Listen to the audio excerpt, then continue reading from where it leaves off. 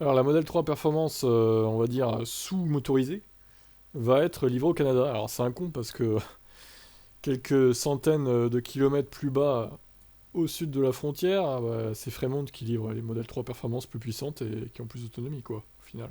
Ils doivent l'avoir un peu mauvaise, les Canadiens, je pense, hein. Donc celle de Fremont a une batterie différente de celle de Shanghai. Celle de construire à Fremont sera équipée d'une batterie de 82, l'autre 79. Mis à part ces deux chiffres, tous les autres semblent identiques, comme l'autonomie et la vitesse de pointe, mais l'accélération est aussi proche que possible de l'identique. Bon, après, c'est vrai que 2 centièmes, au final, ça change pas grand-chose. Enfin, 2 dixièmes même. C'est pas non plus une grosse différence, mais bon.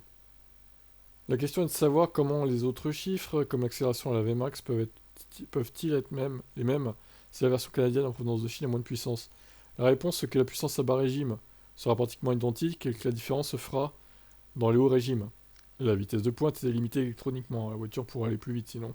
C'est d'ailleurs dommage qu'il la bride à 262, bon, on pourrait pousser à 280, 290, pourquoi pas 300 même. Si les voitures étaient conduites côte à côte, la version américaine atteindrait les 60 miles par heure, donc les 100 km/h en même temps que la version canadienne, mais serait plus rapide pour atteindre la vitesse de pointe que la version canadienne.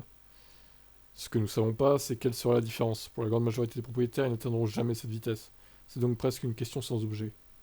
Ouais, d'accord, ok, je suis d'accord avec ça. Mais sur le principe, quand t'achètes une voiture, bon, t'as envie d'avoir la même que les voisins des pays d'à côté, quoi. Je trouve c'est un peu dommage que ce ne soit pas des voitures parfaitement identiques. Bon, 50 chevaux, c'est pas rien quand même, hein.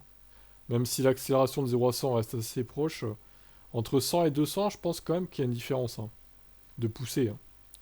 Donc voilà, écoutez, affaire à suivre. Il y aura certainement des gens, des youtubeurs qui feront des drag race entre les deux versions. À mon avis, ça arrivera. Votre avis, vous?